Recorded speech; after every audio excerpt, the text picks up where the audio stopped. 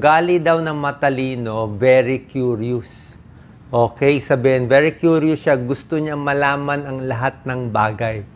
Kung meron siyang hindi alam, magbabasa siya, magre-research siya. Mahilig magtanong, mahilig magbasa, mahilig mag-research.